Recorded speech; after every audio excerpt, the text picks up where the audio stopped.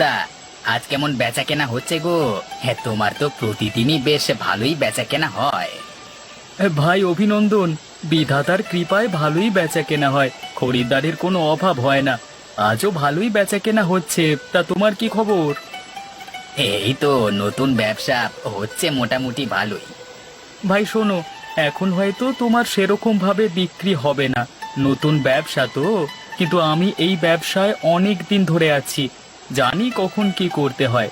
কিছু প্রয়োজন হলে আমায় নির্দ্বিধায় বলবে ভাই, কেমন? জি কিশোর দা, নিশ্চয়ই বলবো। ভাই অভিনন্দন। নতুন ব্যবসায় বেশি লাভের কথা ভেবো না। এখন তুমি অল্প লাভে বিক্রি করো, মানুষের বিশ্বাস অর্জন হবে যখন, তখন দেখবে বিধাতা ঠিক তোমার হাতে বড় কিছু দেবে। হ্যাঁ দাদা, আপনি যেমন বললেন তেমনটাই করব। আমিও চাই একজন বড় ব্যবসায়ী হতে। তা ভাই, নতুন বিয়ে করলে একদিনেই দাদাটিকে মাছ ভাতের ভোজে নিমন্ত্রণ করবে না? হ্যাঁ, নিশ্চয়ই করব। আমার বউ খুব ভালো রান্না করতে পারে। কালকে রাতেই চলে আসবেন আমাদের বাড়ি, খেয়ে যাবেন কেমন? যাবো যাবো। এই বৃষ্টির রাতে গরম গরম ভাত এবং তার সাথে মাছ ভাজা, ও জমে যাবে। ভেবেই জিভে জল চলে আসছে গো। হ্যাঁ, যা বলেছেন দাদা। 2 সপ্তাহ ধরে একভাবে বৃষ্টি হয়ে চলেছে, আর থামবার কোনো নামগন্ধই দেখছি না। বন্যা না হয়ে গেলে হয়। বন্যার কথা বলো না ভাই, আমাদের গ্রামের কাছেই নদী। বাঁধ ভেঙে গেলে সবকিছু ভেসে যাবে, তখন খাবো কি? আমাদের গ্রাম যদি ভেসে যায় তাহলে হাটও বন্ধ হয়ে যাবে, অন্য গ্রামের মানুষেরাই খাবে কি? হ্যাঁ দাদা, আপনি ঠিকই বলেছেন, কিন্তু আমার কথাটা তো বাস্তব, তাই না? এতদিন ধরে টানা বৃষ্টি হচ্ছে, নদীরও জল বৃদ্ধি পাচ্ছে, বান তো হয়ে যেতেই পারে। তার জন্য আমাদের আগাম সতর্কতা অবলম্বন করতে হবে, যাতে বন্যা হলেও ক্ষয়ক্ষতি তেমন না হয়। কিসের গল্প জুড়ে দিয়েছিস রে দুজন মিলে? এই গল্প না দাদা, আলোচনা করছিলাম। ও বাবা, তা আমিও শুনি, তোদের কি এমন আলোচনা হচ্ছে? আরে তেমন কিছু না রে। ও বলছিল টানা 2 সপ্তাহ ধরে বৃষ্টি হচ্ছে, বন্যা এলে কি করা উচিত, এসব নিয়ে কথা হচ্ছিল। ও বাবা, এসব কথাবার্তা চলছে তোদের? তা কি আবার হবে?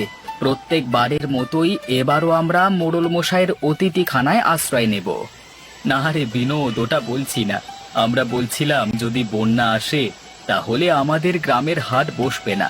আশেপাশের গ্রামের গ্রামবাসীরা তো আমাদের এই হাট থেকেই কেনাকাটা করে, তারা খাবে কি? এখন এত ভাবিস না, বিধাতা তখন ঠিক একটি উপায় বলে দেবে। চল, আমি আসি রে, নদীতে যেতে হবে, দেখি কিছু যাত্রী পাই কিনা। হুম হুম, যা, আমিও বাড়ির দিকেই যাব।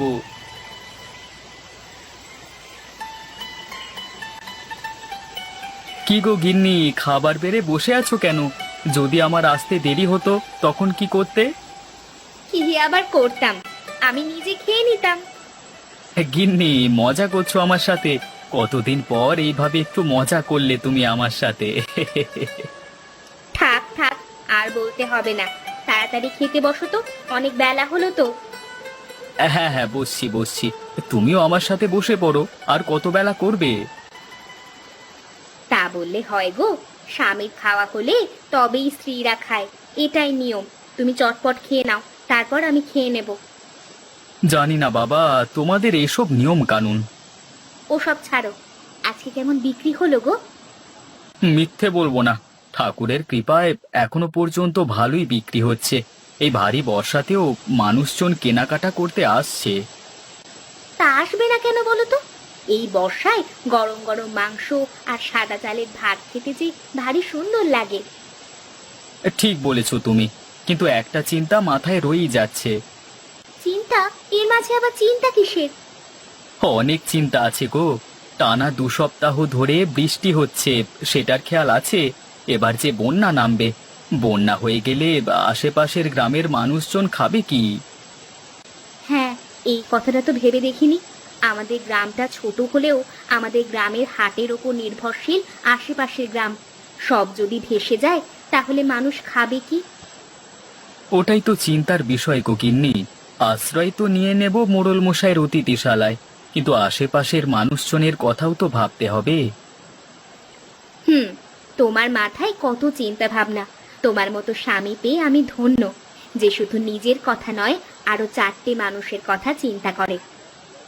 আরে ওসব কথা ছাড়ো। আচ্ছা শোনো, তোমাকে একটা কথা বলাই হলো না। কি কথা গো?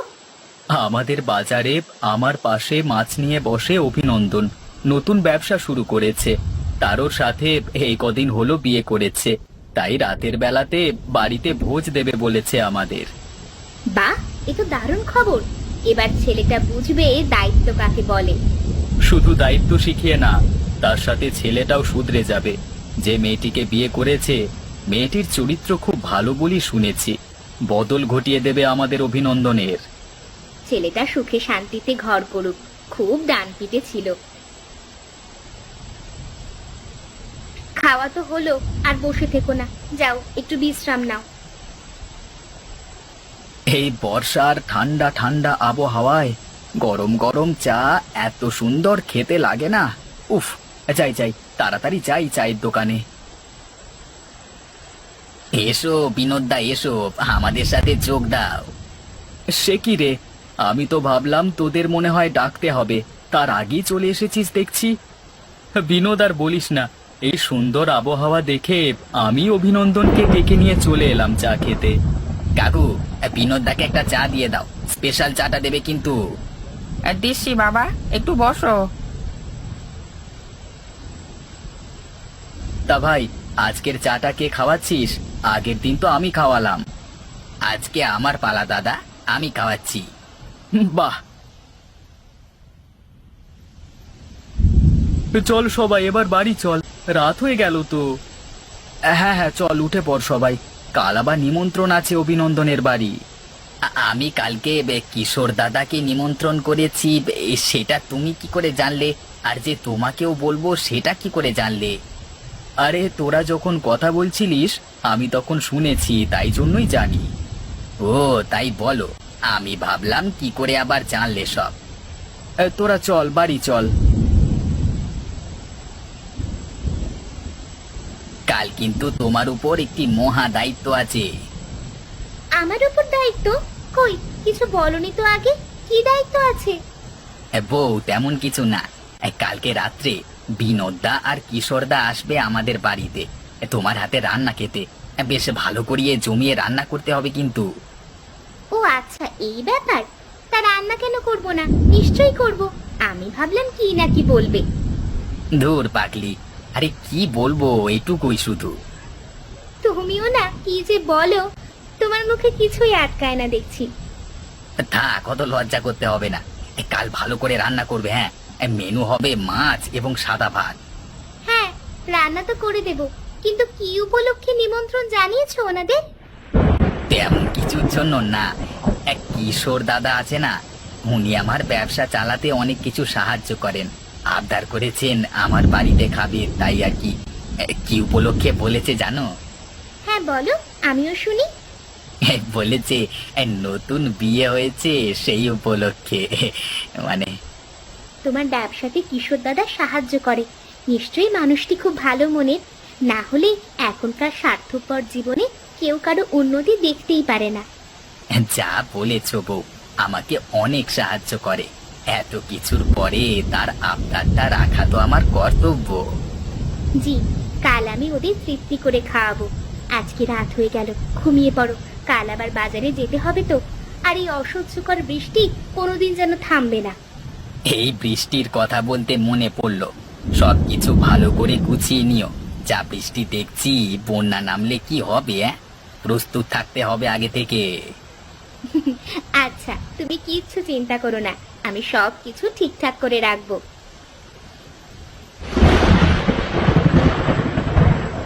কি ব্যাপার, আজকে কিশোর দাদা এখনো দোকানে এলো না? অন্যদিন তো আমার থেকে আগে এসে দোকান খুলে ফেলে। এই বৃষ্টি হচ্ছে বলে আজকে দোকান খুলবে না নাকি? কি ব্যাপার রবি, আজকে একা কেন? কিশোর কোথায়? জানি না গো দাদা, অন্যদিন তো কিশোর দাদা আমার থেকে আগে এসে দোকান খোলে, কিন্তু আজকে এখনো আসেনি কেন? সে আজকে মনে হয় আর আসবে না। দেখা যাক আসে কি। শুনুন গ্রামবাসীরা, একটু এদিকে আসুন তো, আপনাদের জন্য জরুরি বার্তা আছে। আবার কি কিছু হলো নাকি? গ্রামের মোড়ল মশাই নিজে এসে প্রচার করছেন। চলো বিনোদদা, গিয়ে দেখে আসি কি বলছেন মোড়ল মশাই। এমনি এমনি তো আর উনি আসেননি। হ্যাঁ হ্যাঁ, চলো গিয়ে দেখে আসি। মোড়ল মশাই, বলুন কি বার্তা আছে? নিশ্চয়ই গুরুত্বপূর্ণ বার্তা জানাবেন, তাই নিজে এসেছেন বলতে। হ্যাঁ বিনোদ, তুমি আন্দাজ ঠিকই করেছো। সকলে মন দিয়ে শুনুন। জি বাবু, বলুন। শুনুন গ্রামবাসীরা, শহর থেকে আমার কাছে খবর এসেছে টানা 2 সপ্তাহ ধরে বৃষ্টি হচ্ছে। নদীর অবস্থা খুব ভয়ঙ্কর। কিছুদিনের মধ্যেই বন্যা হয়ে যেতে পারে, তাই আগাম সতর্ক হয়ে যান গ্রামবাসীরা। বন্যা হয়ে গেলে আপনারা আমার অতিথিশালায় আশ্রয় নেবেন। খাওয়া দাওয়ার ব্যবস্থা আমি করে দেব। বাবু, আমাদের ব্যবস্থা তো আপনি করে দেবেন, কিন্তু আমাদের হাট না বসলে আশেপাশের গ্রামের মানুষ তো কিছু খেতে পারবে না। আমাদের বাজারের ওপরই তো তারা নির্ভরশীল। হ্যাঁ মোড়ল মশাই, ও ঠিকই বলেছে। আমাদের তো সবার কথাই ভাবতে হবে, তাই না? আচ্ছা আচ্ছা, আমি ভেবে দেখবো এখন কি করা যায়। কিন্তু আমার অতিথিশালায় অত জায়গা নেই যে আশেপাশের গ্রামের মানুষেরও ব্যবস্থা করব। বাবু, আমি একটা কথা বলছি, খারাপ ভাববেন না। আপনি এখন উত্তেজিত হয়ে পড়বেন না। শান্ত মাথায় বাড়িতে গিয়ে বিশ্রাম নিন। আমরা বিকেলের দিকে গিয়ে দেখা করব আপনার সাথে। হ্যাঁ মোড়ল মশাই, ও ঠিকই বলেছে। আপনি শান্ত হন, একটা উপায় ঠিক বেরিয়ে যাবে। আচ্ছা, আমি তাহলে এখন বাড়ি যাই। হ্যাঁ, তোমরা বিকেলে অবশ্যই আমার সাথে দেখা করো।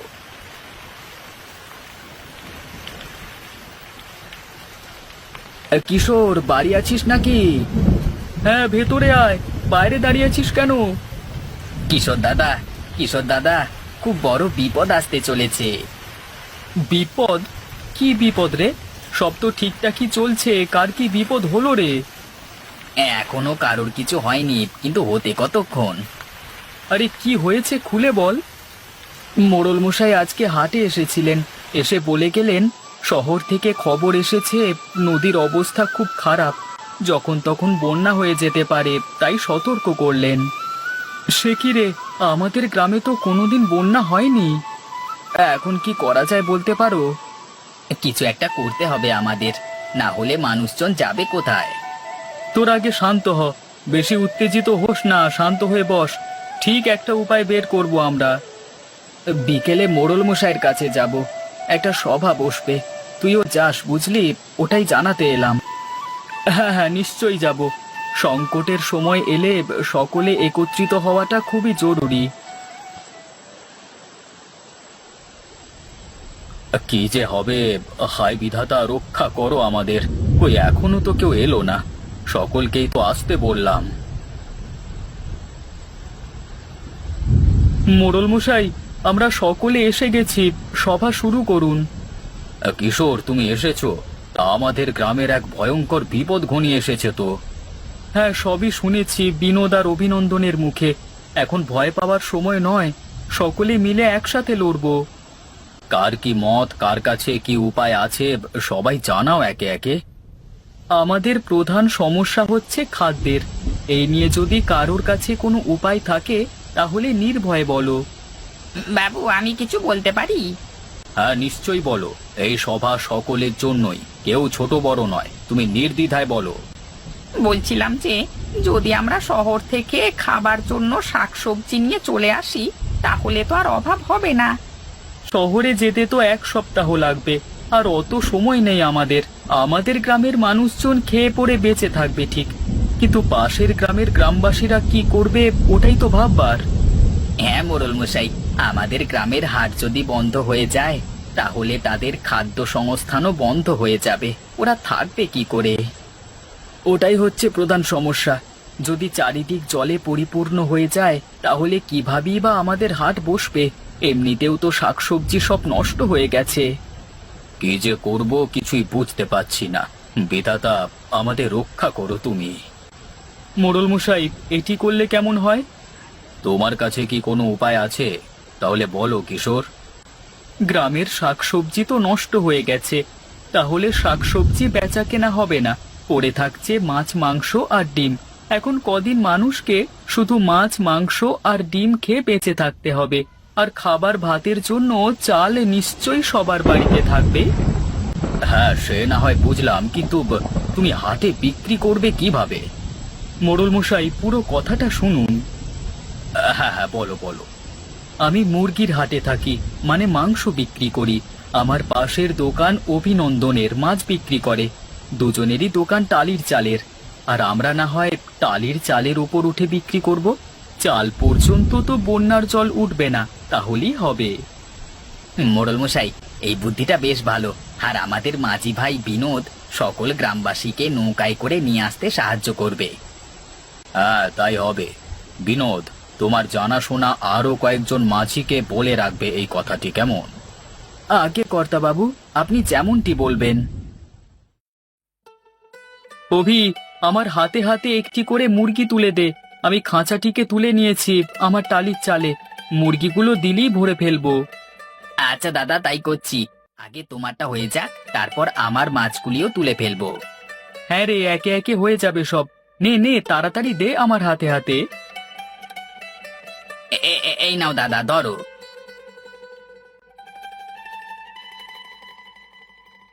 বাহ, বেশ ভালোই প্রস্তুতি চলছে দেখছি। চালিয়ে যাও চালিয়ে যাও, কখন কি হয়ে যাবে বলা খুব মুশকিল। হ্যাঁ, ওই জন্যই তো এত তাড়াতাড়ি তোড়জোড় করছি। আপনি এত ভোরে কি করছেন? না না, তেমন কিছু না। এই দেখতে এসেছিলাম কেমন প্রস্তুতি চলছে। সকলকে তো বিপদের হাত থেকে রক্ষা করতে হবে, তাই জন্য। ভালোই করেছেন বাবু, আপনি দেখুন আমরা কাজ করি। মোড়ল মশাই, দোকানের ভেতরে গিয়ে বসুন, বসবার জায়গা আছে। শুধু শুধু দাঁড়িয়ে থাকবেন কেন? না না, সকলের বিপদে আমি বসে থাকি কি করে? তোমরা কাজ করো, আমি দেখছি কোনো সাহায্য করতে পারি কিনা।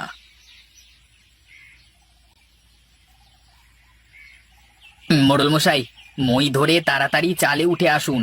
ওই দেখা যাচ্ছে প্রবল বেগে জল ঢুকছে গ্রামে।